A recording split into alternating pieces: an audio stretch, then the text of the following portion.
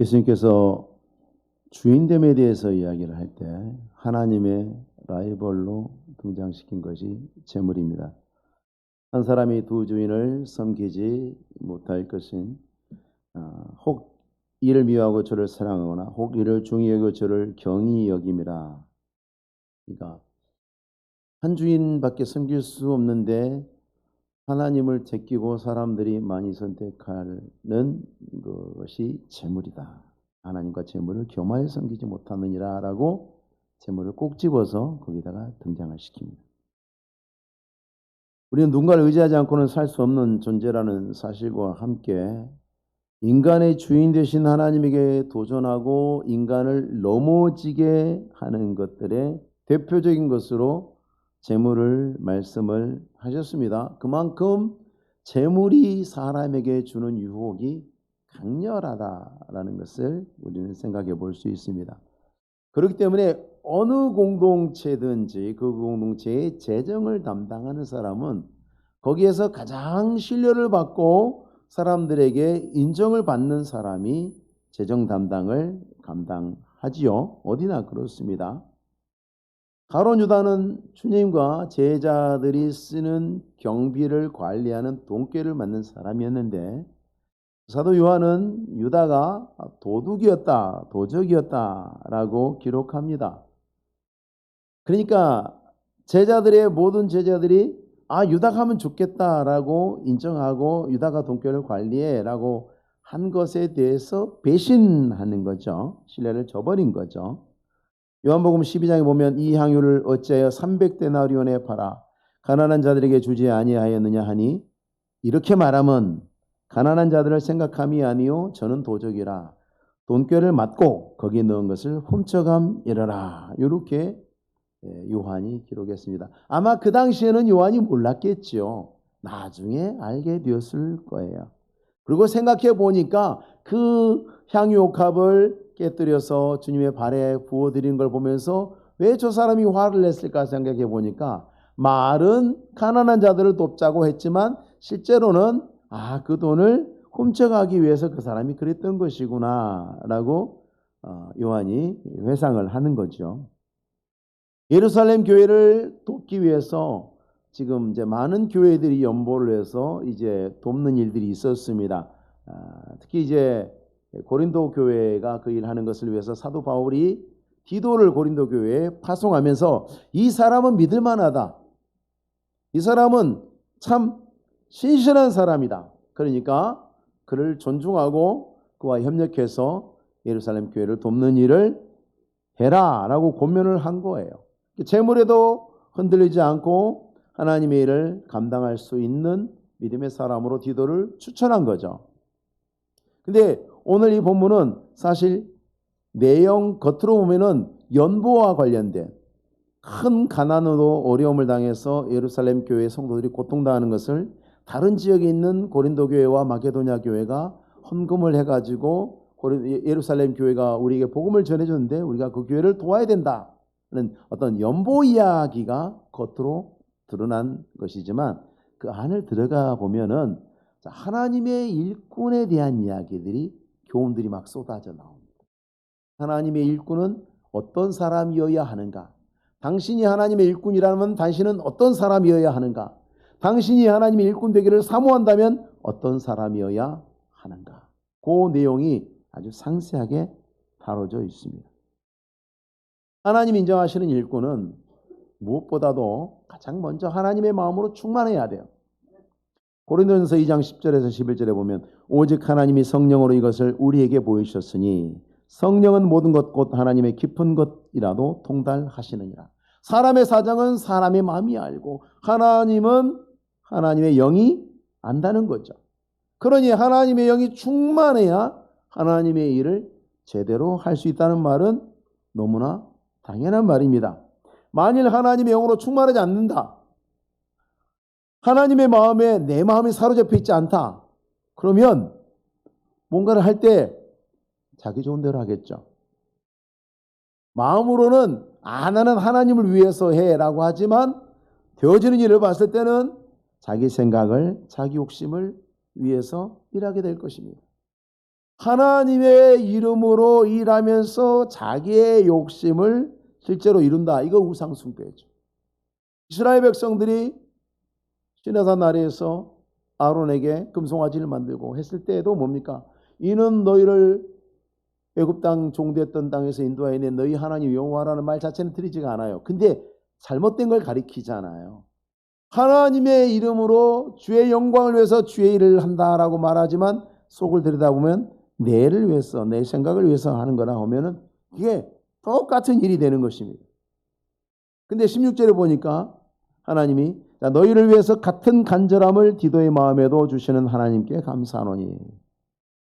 자, 사도 바울은 하나님을 향한 마음으로 충만한 사람인데 사도 바울이 나뿐 아니라 이 디도도 하나님의 마음으로 충만한 사람이 확실하다라고 지금 보증을 서는 거예요. 너무나 분명하다. 이와 같이 하나님의 뜻을 생각하는 하나님의 마음으로 충만해야 하나님이 정말로 기뻐하시는 일을 할 수가 있습니다. 이건 누구도 부인할 수 없습니다. 그러니까 하나님의 일꾼으로 지금 일하고 있거나 하나님의 일꾼이 되고자 하는 사람은 항상 하나님의 마음으로 내가 충만한지 살펴야 되고 또 충만할 수 있도록 자신을 관리해야 합니다. 그런데 그 마음으로 충만한 사람은 어떻게 되는가? 교회를 사랑하게 됩니다. 그 다음으로 이제 하나님의 마음으로 충만하면 시선이 어디로 가냐면 교회로 가게 되어 있습니다. 왜냐하면 예수님께서 교회의 머리시고 교회는 그리스도의 몸된 교회이기 때문에 그렇죠. 그래서 구세주 예수 그리스도와 교회는 나눌 수가 없어요. 하나님을 바라보고 예수님을 바라보는 사람은 교회를 같이 바라보게 되어 있어요. 교회를 제끼고 하나님만 바라볼 수 없어요. 그래서 교회를 제끼고 교회 필요 없어. 무교회주의. 우리는 하나님만 사랑하면 돼. 이거 잘못된 가르침이에요. 그래서 우리가 그걸 이단이라고 이야기하는 거예요. 왜? 뗄 수 없는 걸 떼니까. 나는 내 머리는 사랑해. 몸은 사랑하지 않아. 나는 내 머리만 사랑해. 그러면 그런 분들은 치료를 받아야 되는 분들이죠. 도움이 필요한 분들입니다. 정신에 문제가 있는 사람들이라 우리 다 그렇게 생각합니다. 그런데 예수님 당시에도 그런 사람들이 있었어요. 바리새인들과 서기관들이 예수님을 거절하고 공격했습니다. 그러니까 예수님께서 요한복음 8장 42절에 이렇게 대답하셨죠.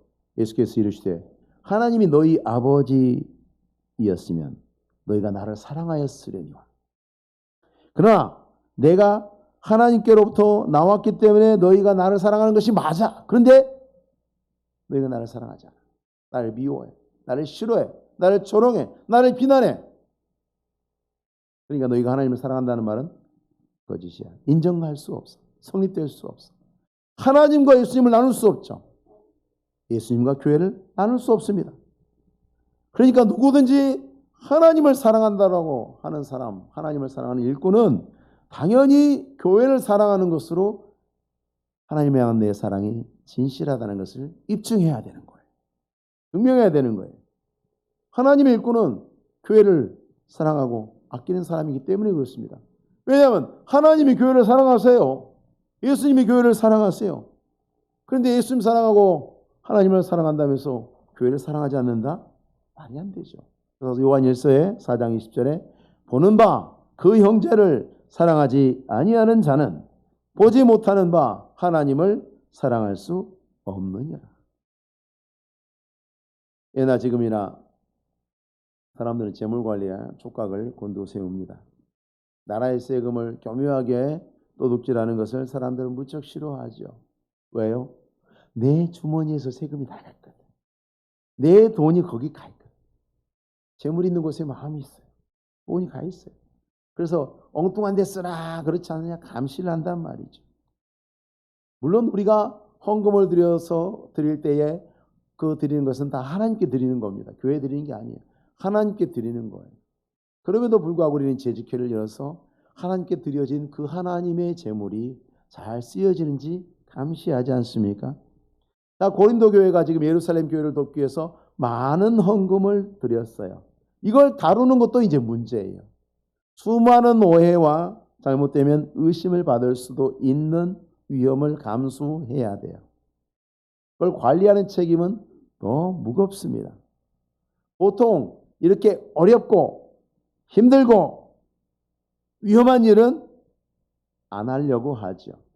사람들이 하지 않으려고 해요.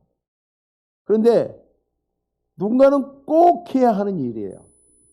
안 하면 되겠어요? 누군가는 해야 돼요. 어렵고 힘들고 괴로운 일이지만 해야 돼요. 우리 사회에도 혐오시설이라는 것들이 있습니다. 사람들이 혐오시설 싫어하니까 그냥 다 없애버립시다. 그러면 뭐 싫어할 것도 없고 좋네. 그렇게 말할 수 없어요. 왜? 그게 없으면 난리가 나요. 이제 큰 곤란이 벌어질 거예요. 쓰레기 집화장이라든지 쓰레기 폐기장 같은 거 만들어야 되죠. 그 다음에 뭐 화장장도 만들어야 되죠. 뭐 그런 혐오시설이 많단 말이에요. 여러분 그거 필요하지 않습니까? 만드십시다. 옳소 동의합니다. 우리 다 그거 새롭게 만들고 이렇게 해야 됩니다. 예. 저쪽에다가. 우리 동네는 안 돼. 만듭시다. 다 동의해. 어디다 만들까요? 그럼 다 조용해. 우리 동네는 안 된다는 거예요. 어느 나라나 그렇습니다. 그래서 그런 기피 시설을 그 지역에서 만들 때는 이렇게 한다고 그래요. 몇 개 뭐가 혐오 시설에다 이렇게 뽑아놓고 이렇게 이제 추첨을 해가지고 지역마다 하나씩 나눠 갖는 거죠. 공평하게. 혐오 시설이 없는 곳은 한 군데도 없도록 그렇게 나눠 갖는 방법을 택하기도 한다고 합니다. 사람들은 나라를 지키자고 얘기합니다. 국방이 중요하다고 얘기합니다. 군대가 필요하다고 얘기합니다. 나하고 내 아들 안 가. 나하고 내 아들 빼고 다들 나라를 열심히 지켜줬으면 좋겠어. 우리가 이렇게 생각하는 사람을 보면서 한심하다 이렇게 이야기하죠. 그렇죠? 마찬가지입니다. 교회 일꾼도 마찬가지입니다. 정말 일꾼이 누구냐? 모두에게 필요하고 유익한 일이지만 아무도 하려고 안 합니다. 왜 안 해? 힘들어. 어려워. 괜히 잘해봐야 본전이고 자칫하면 비난받기 딱 좋아. 그런 일을 즐거운 마음으로 사모해서 차원하는 사람이 진짜 일꾼이죠. 그런 사람이 진짜 일꾼이죠. 오늘 뉴스에 보니까 우크라이나 세계 격투기 챔피언 그 체급의 챔피언인 우크라이나 선수 있어요. 그 사람 미국이나 뭐 독일 같은 데 가면서 활동하면은 평생 부와 명예를 누리고 살 수 있는데 전쟁 최일선에서 싸우다가 얼마 전에 전사했대요. 그런 나라가 희망이 있는 거예요. 사회의 지도층, 앞서 있는 사람이 전쟁이 나도 우리나라는 얼마나 남아있을지 모르겠어요. 다 도망 안 가면 다행인데. 그런 사람, 세계 챔피언도 소총 들고 총알이 날라오는 그 사람이 포탄에 맞아 죽은 게 아니에요. 총탄에 죽었어요. 그 얘기 뭐냐면 최일선에서 싸웠다는 얘기예요. 미사일에 맞은 게 아니에요. 최일선에서. 그게 일꾼인 거예요, 여러분. 누가 총알 날라온 곳에 가고 싶어 해요? 필요하잖아요. 나라를 지키려면. 그러니까 거기 가는 거예요. 교회도 마찬가지입니다. 조명받고 박수 받는 자리가 아니라 이렇게 곤란하고 기피해. 그래서 누군가는 해야 돼. 그 일을 짊어지는 사람이 하나님의 일꾼인데 이 사람은 하나님의 마음으로 충만하니까 그 일을 하는 거예요. 내가 편한 일이 아니라 교회가 필요로 하는 일을 하는 거예요. 가정에서도 한번 보십시오. 아이들이 하는 일이 있어요. 가정에서 아이들은 뭘 합니까? 뭘 해요, 아이들? 어렵지 않습니다. 지 하고 싶은 거 하잖아요. 그죠? 캐비넷 열어서 끄집어내, 화장지 풀어, 케찹 타버려, 따가지고 막 쏟아버려, 막 다니면서. 근데 그거를 다 종합해보면 딱 한 가지예요. 지 하고 싶은 거 하는 거예요. 신기하네, 짜고, 막 먹고, 콘센트에 막 쑤시고, 자기 하고 싶은 거예요. 물불 안 가리고 자기 하고 싶은 거예요. 그게 애예요. 교회에서도 자기 하고 싶은 거 하는 분들은요, 영적으로 애들이에요. 엄마, 아빠 뭐예요? 치우고 다니잖아. 그죠? 치우고 다니죠? 애가 쏟으면 치우고, 옆에서 같이 쏟고 있으면 그 엄마 이상한 사람이죠. 그죠? 치워야지. 뒤따라다니면서 치운단 말이에요. 왜? 필요하니까. 엄마 취미생활은 청소해요? 방 닦는 거예요? 아빠 취미생활은 그 쓰레기 버리고 청소하고 그런 건 설거지하고 그런 거예요? 아니에요. 필요하니까 하는 거, 필요하니까. 그게 성숙한 사람이에요. 교회가 필요로 하는 일, 힘들고 어렵지만 그것을 하는 사람이 일꾼인 거예요. 하나님이 그런 마음을 주셨어요. 그렇게 하지 않는 사람들이 봤을 땐 도저히 이해가 안 되는 일들을 하나님의 일꾼들은 하죠. 야, 왜 그렇게 힘든 일을 해? 왜 그렇게 어려운 일을 왜 해? 라고 하지만 그 사람들은 해요. 그 사람들은 힘들고 어려운 일을 좋아하는 특이한 성격을 가진 사람들이어서가 아니라 간절함 때문에 그래요. 하나님을 사랑하는 간절함, 교회를 사랑하는 간절함 때문에 교회가 가장 유익하고 하나님이 가장 기뻐하시는 일을 간절히 사모하는 거예요.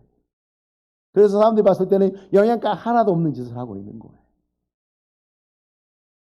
고린도서 8장 3절에 마게도냐 교회들이 헌금한 일에 대해서도 설명하면서 내가 증언하노니 그들이 힘대로 할 뿐 아니라 힘에 지나도록 자원하여 이 은혜와 성도 섬기는 일에 참여함에 대하여 우리에게 간절히 구하노니.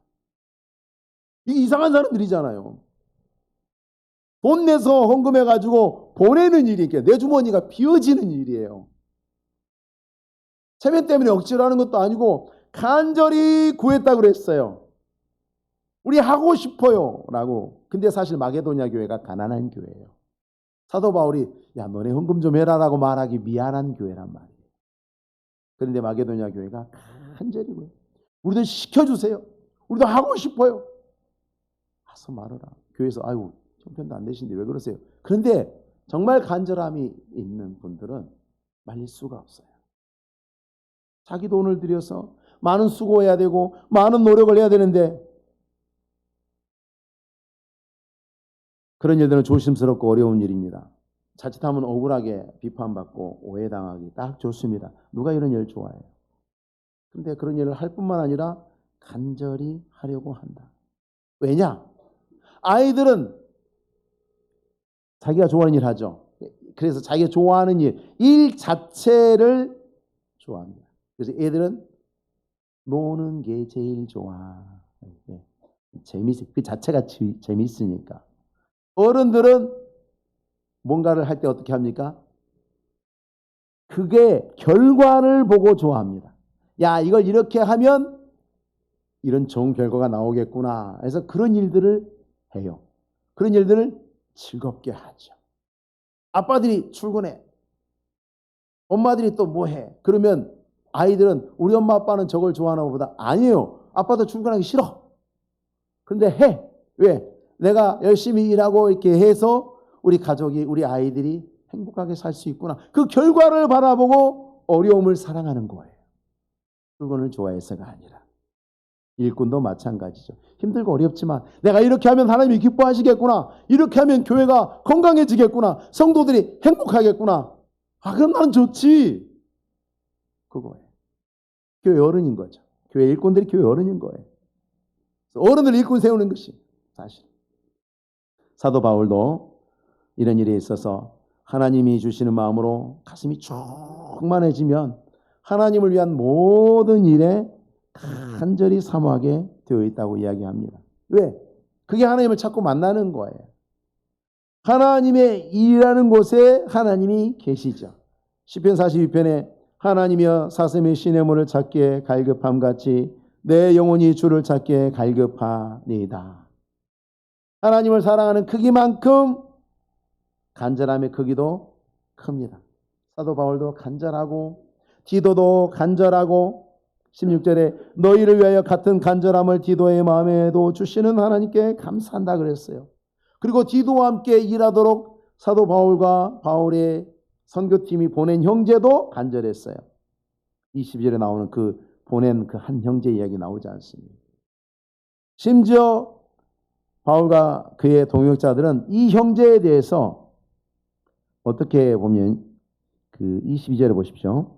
또 그들과 함께 우리의 한 형제를 보내었노니 우리는 그가 여러 가지 일에 간절한 것을 여러 번 확인하였거니와 이제 그가 너희를 크게 믿음으로 더욱 간절하니라. 심지어 바울과 그의 동역자들이 이 일을 하기 위해서 보낸 그 형제는 정말로 간절한지 그렇지 않은지 여러 가지 일을 통해서 여러 번 시험을 해봤다는 거예요. 확인해봤다는 거예요. 왜 그러냐면 여러분, 간절한 마음이 없으면 아무리 재능과 실력이 있어도 교회에서 어려운 일을 감당할 수 없습니다. 교회에서 제일 중요한 일 중에 하나가 뭐냐면 안 빠지는 거예요. 출석 잘하는 거예요. 교사도 그렇고 출석을 잘해야 돼요. 자주 빠지면 늘 불안감을 주죠. 좀 실력은 부족해도 개근하시는 분들이 소중하죠. 간절함이 없으면 처음에는 막 잘할 것 같아, 잘할 수 있을 것 같아, 막 나섭니다. 그런데 나중에 어려움이 오고 시험이 오고 그러면 넘어집니다. 그래서 우리가 하나님의 일꾼 되고자 하고 또 하나님의 일꾼이 되었다면 하나님의 일을 사모하는, 하고 싶어하는 그런 간절한 마음을 날마다 내 안에 충만하게 하옵소서. 하나님 제 마음을 그렇게 만들어 주세요. 항상 그렇게 될 수 있도록 도와주세요 라고 우리가 기도해야 합니다. 이렇게 하나님의 마음으로 충만하고 교회를 위해서 또 교회를 통해서 이루어지는 하나님의 일을, 그 일들이 힘든 일이고 어려운 일이고 곤란한 일이고 피곤한 일이고 그래도 간절히 하고 싶어하는 사람들이 진짜 백이 하나님의 일꾼이기 때문에 교회는 그런 사람들을 정당하게 대우해야 돼요. 정당하게. 어떻게 하는 것이 정당하게 대우하는 것인가? 본문에 다 있어요. 첫 번째로 18절. 또 그와 함께 그 형제를 보내었으니 이 사람은 복음으로서 모든 교회에서 칭찬을 받는 자요. 그런 사람들은 인정해주고 칭찬해줘야 되는 거예요. 인정해주고 칭찬해줘야 되는 거예요. 엉뚱한 사람이 칭찬을 받고 진짜 일꾼이 칭찬을 받지 못하면 그 교회는 이제 망한 거예요. 이제 망한 거예요. 왜? 첫째, 일꾼이 상심해버려. 그 다음에 일꾼이라고 막 칭찬해놨는데 이 사람 일을 하나도 안 해버려. 그러면 교회가 어떻게 됩니까? 미래가 없어요. 그런 교회. 교회가 선거를 잘해야 돼. 일꾼을 잘 세워야 돼. 일꾼을 잘못 세우면 교회가 망해요. 일꾼을 잘못 세우면 그 사회와 국가가 망해요. 왜? 칭찬받을 일꾼에게는 일을 안 맡기고 사기꾼이 칭송받고 사기꾼이 모든 일을 다 해. 그러면 나라는 망하죠. 교회도 마찬가지입니다. 대표적인 사례가 있습니다. 바리새인들과 사두개인들. 바리새인들과 사두개인들은 하나님이 자기들과 같은 죄인들을 구원하시려고 보내신 예수님을 싫어했어요. 미워했어요. 주님에게 기회를 주지 않아요. 당신은 우리한테 말하지 마. 당신은 우리에게 배우지 마. 밀어냈습니다. 어떻게 되었습니까? 멸망했습니다. 하나님이 주신 복동을 걷어 차버렸습니다. 멸망했습니다. 교회가 바라는 일을 하고 교회가 필요로 하는 일을 간절히 하겠다는 사람을 칭찬하지 않으면 누구를 칭찬할 거예요? 그렇지 않습니까? 우리 대남교회는 이와 같이 간절함으로 주의 일을 하고 또 교회를 섬기는 사람들을 칭찬할 줄 아는 그런 지혜 있는 교회가 될 줄 믿습니다. 그래야 됩니다. 칭찬해야 됩니다. 누가 열심히 일하고 그러면 칭찬해 주세요. 등도 두드러 드리고. 저도 칭찬을 잘 못한다는 옐로 카드를 자꾸 받습니다. 열심히 칭찬을 하려고 하는데 나름 노력하는 중입니까? 이해해 주십시오. 두 번째로는 뭐냐면 세워야 됩니다. 세운다는 말은 일을 맡기고 권한을 부여하는 거예요. 일꾼에게. 19절 보시면 여러 교회의 택함을 받아 우리가 맡은 은혜의 일로 우리와 동행하는 자라 그랬습니다. 택함을 받았다는 것은 선출되었거나 임명되었다는 뜻이에요. 기도와 함께한 형제, 여러분 선출이나 임명이나 다 소중한 일꾼입니다. 방식이 다를 뿐이죠. 그래서 교회에서 선출이 아니라 임명의 방식으로 되신 분들은 나는 뭐 임명 아니에요. 선출이나 임명이나 다 택함이라는 행위를 위한 다른 방법일 뿐이에요. 기도와 함께한 형제가 지금 교회의 선출을 받아서 임명을 받아서 권한을 부여받고 일하고 있다는 그런 이야기를 한 거예요. 하나님의 일에 간절한 마음이 있는 사람이 아니면 누구를 세울 거예요? 하나님을 위해서 일하고 싶은 사람이, 그런 마음이 간절한 사람이 일하도록 세워지지 않으면 교회는 손실이죠. 왜? 정말 일해야 되는 사람이 일을 못하니까 손실이 되는 것이고, 그건 하나님에게 손해를 끼쳐드리는, 교회가 직무를 태만하게 한 것이라는 하나님의 비난을 받게 될 것입니다. 그래서 교회에서는 하나님이 이런 일꾼들을 세워야, 칭찬하고 세워줘야 됩니다. 그리고 하나님 앞에 감사해야 돼요. 하나님께서 누군가에게 교회를 향한 간절한 마음을 주셨다. 이건 교회가 감사할 일이에요. 그런 사람이 많다는 것은 감사할 일이에요. 보통 직분 맡아서 직분자 하라 그러면은 안 한다 그러고 못 한다 그러고 막 그러지 않습니다. 어제 제가 처음 사역 시작한 교회가 그 일산영국교회라는 교회, 대남교회가 두 번째입니다. 근데 그 교회 임직식이 있어서 갔습니다. 근데 제가 그래서 농담으로 그랬습니다. 목사님, 이 교회가 북한에 가까워서 그런지 전 교인의 간부화를 만드실 작정이십니까? 제가 이렇게 물었어요. 그랬더니 다 돼간다 그러더라고요. 다 돼간다. 거의 다 직분자를 세웠다 그런 뜻이 되겠죠. 그런데 그렇게 교회에서 직분을 맡아서 일을 하시겠습니까? 라고 했을 때 아멘 하고 자원하는 마음으로, 지금까지 제가 부족했지만 열심히 해보겠습니다 라고 그 일어선다는 것 자체가 얼마나 감사한 일입니까? 하겠다는데, 열심히 하겠다는데, 그런 마음이 있는 사람들이 많다는 것은 그 축복받은 교회죠. 우리 교회도 그런 교회가 돼야 됩니다. 얼마나 귀한 일입니까? 너희를 위하여 같은 간절한 마음을 기도의 마음에 주시는 이 일에 대해서 바울이 감사하다고 이야기하고 있지 않습니까? 여러분, 사람이 누군가를 위한다고 그래도요, 사람이 누군가를 위한다고 해도 이 사람을 다 알지 못하면 그 위해 주는 게 오히려 상대방에게 해가 될 수도 있고요, 상대방이 싫어할 수도 있어요. 선물 주고 욕먹은 일 있죠. 괜히 선물 잘하고 욕먹은 일 없습니까, 여러분? 밥 사주고 욕먹은 일 없습니까? 생선 알레르기 있는 분 횟집 데려간다든지, 비싼 거 사준다고 새 횟집 데리고 갔는데 생선 알레르기야. 어떡할 거예요, 그러죠? 마음은 좋았어. 정말 위해 주는 건데 이 사람을 모르니 이게 엉뚱한 결과가 되는 일들이 있다는 얘기죠. 근데 모든 것을 다 아시는 하나님께서 교회를 위해서, 대남교회 위해서 준비하신 일꾼, 대남교회에서 내가 이것을 준비했노라, 이건 무조건 복이 되죠. 언제나 복이 됩니다. 하나님이 은혜로 주신 것이 복이 아닌 게 없습니다. 24절 말씀에 그러므로 너희는 여러 교회 앞에서 너희의 사랑과 너희에 대한 우리의 자랑의 증거를 그들에게 보이라. 좋은 교회라면 좋은 일꾼들을 사랑하고 귀하게 여기는 것이 마땅하기 때문에 바울은 고린도 교회에게, 너희에게 지금 디도가 가고 그 형제가 가고 또 우리가 파송한 또 형제가 가는데 좋은 일꾼들이다. 그러니까 잘 보살펴주고 도와줘라 라고 말하고 있습니다. 교회가 임직식 할 때요, 기억나십니까? 교회에서 임직식해서 임직자들을 세울 때 임직자들 막 서약받고 하죠. 그 중에 한 번 교인들 다 일어나라고 합니다. 그죠? 기억이 나실 거예요. 교인들 다 일어나서 서약을 시킵니다. 괜히 임직자들만 시키기 미안해서 시키는 게 아니에요, 여러분. 이유가 있어요. 성경적 이유가 있는 거예요. 그러면서 뭘 묻습니까?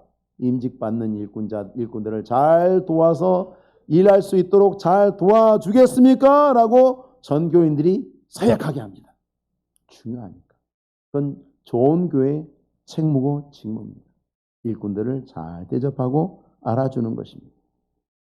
교회가 이처럼 하나님께서 간절한 마음을 주신 사람들을 이렇게 잘 대할 때 교회가 사랑해주고 인정해주고 세워주고 또 감사하고 이렇게 일꾼들을 잘 대해주면 일꾼들이 내가 이제 교회에서 대접받는구나, 인정받는구나, 어깨에 힘주고 목에 힘주고 하지 말고 어떻게 해야 되느냐? 교회의 부름에 홍해야 된다. 교회의 권함에 대해서 싫어요, 이건 좋아요, 저건 싫어요, 이렇게 하지 말고 교회의 권함을 받아들이는 사람으로 섬겨야 합니다. 권함을 받는다. 17절에 있지 않습니까? 그가 권함을 받고 더욱 간절함으로 자원하여 너희에게 나아갔고 권함을 받고 나아갔고 이것 좀 하시겠습니까? 예. 좀 도와주시겠습니까? 예. 교회가 뭔가를 제안하고 요청할 때 항상 예하는 사람이 일꾼이에요. 일꾼은 그렇게 준비돼야 되고 그거에 자신이 없으면 일꾼하면 안 되는 거예요. 이따가 또 광고를 하겠습니다만 교회 일꾼은 교회가 부를 때에 요청에 응답해요. 우리가 잘 아는 그 유명한 시인의 시처럼 되면 안 됩니다. 불러도 대답 없는 이름이요. 부르다가 내가 죽을 이름이요. 부르다 죽겠네. 대답 안 해서 목이 아파 죽겠네. 그렇게 되면 안 된다. 집사님, 권사님, 교회 무슨 행사 있는데 뭔 일인데 좀 도와주세요. 예, 그렇군요. 제 도움이 필요하십니까? 게임 중에도 그런 게 있어요. 그 게임 캐릭터를 딱 클릭하면 부르셨습니까? 뭘 도와드릴까요? 그러고 대답을 한단 말이에요. 아이고 참 마음에 드는 친구예요. 캐릭터 중에 딱 누를 때마다 저를 찾으셨습니까? 다 대답을 해요. 우리가 게임 캐릭터가 되는 건 아니지만 일꾼은 교회의 부름에 그렇게 긍정적으로 적극적으로 응답해야 하는 것입니다. 왜? 하나님이 세우신 질서 가운데 있기 때문에 그렇습니다. 그건 우리가 스스로 판단해서 행동하는 것이 아니라 교회의 권면을 받을 때에 그 권면에 대해서 자발적으로 적극적으로 호응해야 된다는 그런 뜻이에요. 내가 좋은 거 하지 말고 교회가 필요한 거, 이거 필요해요. 교회는 이렇게 됐으면 좋겠어요. 그렇습니까? 라고 거기에 대해서 호응해야 된다는 거죠. 여러분 나라가 부르는데 그 부름을 거절하는 군인 상상할 수 있습니까? 이 말이 안 되잖아요. 나라가 부르면 가야죠. 군인들은. 저 고지에 가서 밤새 비 오는데 고지를 지켜라 그러면 비 맞으면서 지키는 거예요. 그게 군인이에요. 왜? 나라가 그렇게 불렀으니까. 나에게 그걸 요청했으니까 나는 그 일을 한다는 거죠. 하나님 일꾼도 마찬가지입니다. 교회가 부르실 때 그걸 거절하는 하나님의 일꾼 상상할 수 없습니다. 마땅히 교회 일꾼은 교회를 세우는 사람이기 때문에 만약에 교회가 간절한 필요가 있어서 간절한 요청이 있어서 부르는데 그걸 외면하고 무시하고 자기 독단적으로 행동하고 판단하면 어떻게 되겠습니까? 교회가 힘을 잃게 되겠죠. 교회가 약해지게 되겠죠. 교회가 어지럽게 되겠죠. 교회가 견고히 설 수 없습니다. 그런 사람은 교회를 세우는 진짜 일꾼이 아닌 것이죠. 교회가 어떤 일꾼에게 뭔가를 부탁할 때에 그 부탁을 받은 일꾼은 의심하지 말아야 돼요. 교회가 무슨 생각으로 나한테 이런 일을 시키지? 라고 그 의도를 의심하면 안 되고 정말 이게 옳은 일일까? 정확하게 판단했을까? 당회에서 재직회에서 정말 제대로 판단한 거 맞을까? 잘못 판단한 건 아니야. 이런 걸 의심하지 마십시오. 그리고 협력하고 참여해야 됩니다. 마귀가 그 의심을 이용해서 하나님의 일이 되지 않도록 지연되도록 문제가 생기도록 우리를 유혹하고 넘어뜨리는 통로가 된다는 것을 항상 기억하십시오. 교회의 부름, 개인의 부름은 문제가 있을 수 있어요. 교회의 부름은 언제나 일꾼에게 있어서는 내가 호응하고 그 권함을 받아들여야 되는 것으로 반응하는 사람이 바로 하나님의 일꾼, 교회 일꾼입니다. 뿐만 아니라 하나님과 교회를 향해서 이 간절한 마음이 있다고 자원하는 인물로 대표되는 그 사람이라고 사도 바울이 추천한 사람이 바로 디도잖아요. 근데 디도를 어떻게 소개하는지 또 보십시오. 23절에 디도로 말하면 그래서 많이 들은 대사 아닙니까? 옛날에 시골에 장터에 가면 이리 오세요. 자, 이 약으로 말씀드릴 것 같으면 하면서 이제 약 파시는 분이 어디서 약을 팔아가지고 약 파시는 분이 자, 이 약으로 말씀드릴 것 같으면 그러면서 이제 막 설명을 하잖아요. 지하철에서도 가끔 볼펜 파시는 분들 오셔서 그 중에 또 괜찮은 게 많아요. 네. 이 볼펜으로 말씀드릴 것 같으면서 소개를 막 하지 않습니까? 자, 디도에 대해서 고린도 교회에 지금 바울이 막 소개를 하고 있는 거예요. 뭐라고 소개하냐면 나의 동료요 너희를 위한 나의 동역자요 우리 형제들로 말하면 여러 교회의 사자들이요 하나 그리스도의 영광이니라 이렇게 평가합니다. 그러니까 교회 일꾼은 당연히 어떻게 하면 교회 일꾼도 일을 잘할 수 있는가? 물론 마음으로는 간절함과 자원함이 있어야 되겠지만 겉으로 보여지는 부분에 있어서의 여건이 있는데 뭐예요? 첫 번째, 목회자의 동료가 돼야 됩니다. 바울이 디도에게 내 동료다 그 얘기하는 것은 사도 바울이 가는 곳에 있는 곳에 그게 별로 편하지 않는 곳이고 힘들고 어려운 곳이어도 바울이 있는 곳에 디도가 항상 같이 있었다는 거예요. 우리가 동료라고 말할 때는 늘 같이 다니는 사람을 동료라고 하지 않습니까? 교회에서 도움의 손길이 필요할 때 목회자 곁을 지켜주고 도와주는 사람이었던 것입니다. 두 번째는 동역자라고 이야기했는데 동료와 느낌이 조금 달라요. 조금 달라요. 그래서 뭐라고 이야기하냐면 너희를 위한 나의 동역자다고 이야기해요. 너희는 고린도 교회인데 지금 고린도 교회에 일이 있어요. 바울이 가야 돼. 근데 못 가. 근데 바울을 대신해서 디도를 보내요. 그러면서 디도하고 바울이 같이 있지는 못하지만 디도를 보내면서 내가 못 가지만 디도는 나하고 같이 일하는 사람이에요. 나의 동역자예요. 목표가 같고 하는 일을 일하는 것이 내가 있으나 그가 있으나 똑같습니다.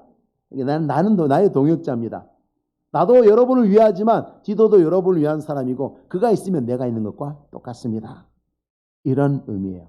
교회 일꾼이 된다는 것은 목회자가 모든 일을 다 돌아볼 수 없기 때문에 교회의 사역의 각각의 현장에서 흩어져서 교회를 위한 일을 하되 항상 목회자와 발을 맞추어 일하는 사람이 교회 일꾼이에요. 다 따로 놀면요 교회가 풍비박산이 돼요. 그러면 목회자가 왕이냐? 그게 아니에요. 목회자는 또 항상 당회와 협력하잖아요. 그렇기 때문에 항상 목회자와 발을 맞춰서 일하고자 하는 언제 어디에 있든지 간에 그가 하고 있는 일들이 목회자와 조율이 되도록 하는 그러한 사람이 진짜 일꾼이다.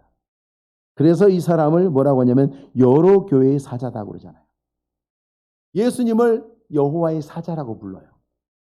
하나님이 보내서 하나님의 일을 하는 사람.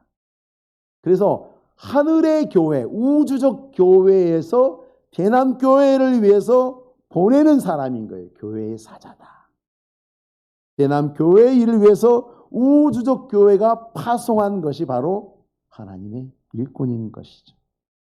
그래서 목회자와 교회 일꾼은 항상 동료로서 함께 있지만 사역자로서 또 흩어지고요. 동역자로서 흩어져 있지만 또 모든 사역이 함께하는 것과 같이 되도록 일하는 사람이 바로 하나님의 일꾼이죠. 정리해 보겠습니다. 하나님의 일꾼은 하나님의 마음을 주셔서 그 부르시고 또 교회와 하나님을 간절하게 사랑하게 하신 사람이죠. 그래서 그 사람이 간절한 마음으로 하나님 사랑하고 교회 사랑하니까 힘든 일을 마다하지 않습니다. 괴로운 일도 마다하지 않습니다. 그 사람은 편하고 좋은 일이 아니라 교회가 좋고 성도가 좋고 하나님이 좋은 일을 하는 사람이기 때문에 그것으로만 하나님이 좋고 교회가 좋다면 나는 행복해라고 하는 사람이기 때문에 교회는 당연히 그런 사람을 인정해줘야 되고 칭찬해줘야 되고 세워줘야 되고 또 그런 사람들로 인해서 하나님께 감사해야 됩니다. 그런 사람들을 잘 돌보지 못하는 교회는 책망을 받을 거예요. 하나님 앞에서 또 많은 일들을 허비하게 되고 말 거예요. 그래서 우리는 좋은 일꾼들을 잘 알아보고 세워가면서 하나님이 이렇게 많은 복을 우리에게 주신 것을 감사합니다 하고 감사해야 될 줄로 믿습니다. 뿐만 아니라 하나님께서 간절한 마음을 주셨다고 생각하는 사람마다 교회가 권할 때, 교회가 요청하고 부를 때에 그 부름에 신실하게 응답하시고 목회자의 목회사에게 또 적극 협력하셔서 동료가 되고 동역자가 되어 주셔야 합니다. 이를 통해서 말씀으로 통치하시는 하나님의 손길이 교회 구석구석에 교회에 있는 모든 사람이 하나님의 은혜를 골고루 받도록 쓰임받게 되는 것입니다. 이렇게 좋은 일꾼들이 많이 세워진다면 교회의 큰 복이라고 할 수 있습니다. 우리 대남교회가 이런 일꾼들을 많이 찾아내고 많이 세워내고 또 이런 일꾼들로 인해서 많이 감사할 날이 있기를 위해서 함께 기도하시는 우리 성도님들이 되시기